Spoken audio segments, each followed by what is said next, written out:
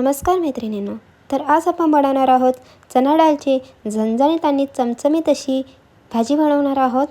तर त्यासाठी इथे मी 1 वाटी चणा डाळ घेतलेली आहे आणि ती 1.5 ते 2 तासासाठी मी इथे भिजत ठेवलेली आहे। ते तुम्ही इथे पाहू शकता, अगदी परफेक्ट अशी भिजलेली आहे डाळ जी आहे ती। तर इथे मी एका कढईमध्ये मी तेल टाकून घेतलेलं आहे। त्यानंतर त्यामध्ये मोहरी टाकलेली आहे। तर मोहरी जी आहे चांगली तडतडून द्यायची आहे। त्यानंतर त्यामध्ये जिरे टाकायचे आहे।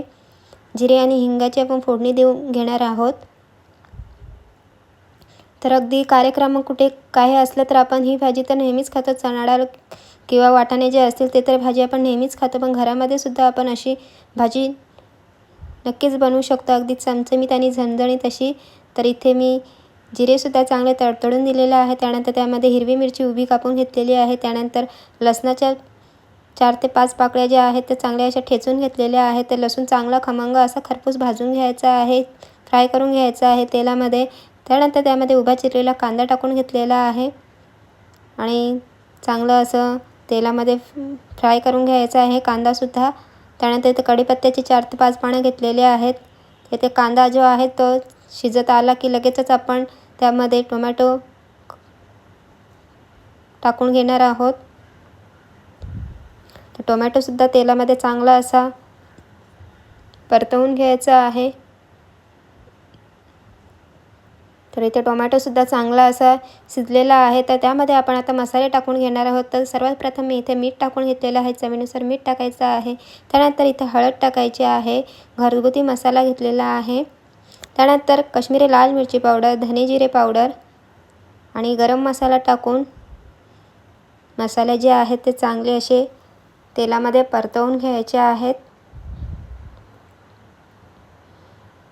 तर इथे मसाले जे आहेत ते चांगले असे तेलामध्ये परतवून आणि शिजवून घ्यायचे आहेत। तर मसाल्याचा जो कच्चापणा आहे तो निघून गेला पाहिजे, तेलामध्ये चांगलं फ्राय करून घ्यायचं आहे। तर इथे मी स्वच्छ धुतलेली डाळ जी आहे ती सुद्धा यामध्ये आता टाकून घेणार आहोत।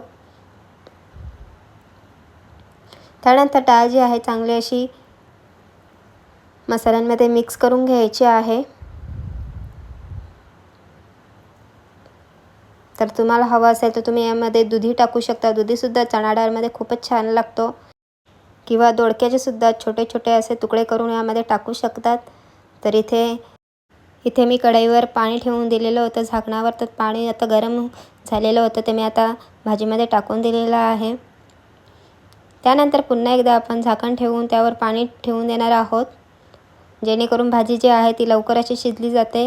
तर इथे आपण कडधान्य जे असतं ते तर आपण कुकरला लावतच असतो, तर इथे टोपामध्ये शिजवलेलं चांगलं असतं। तर कडधान्य जे असतात ते डीमार्टमधले असल्यामुळे अगदी 10 मिनिटात सहज शिजले जातात, तर जास्त वेळ नाही लागत। तर जेवढा कुकरला वेळ लागतो तेवढाच इथे आपल्या भाजीला वेळ लागतो कडधान्य शिजायला। तर इथे भाजी जी आहे चांगली शिजलेली आहे। तर त्यामध्ये आता मी शेंगदाण्याचा कूट घातलेला आहे। त्यानंतर चांगलं मिक्स करून घ्यायचं आहे। त्यानंतर इथे मी कोथिंबीर टाकलेली आहे आणि पुन्हा एकदा मिक्स करून घेतलेलं आहे। तर तुम्ही इथे पाहू शकता आपली चणा डाळची झणझणीत अशी भाजी जी आहे ती इथे तयार झालेली आहे। तर तुम्हीसुद्धा अशा पद्धतीने नक्की बनवून बघा। Bye bye.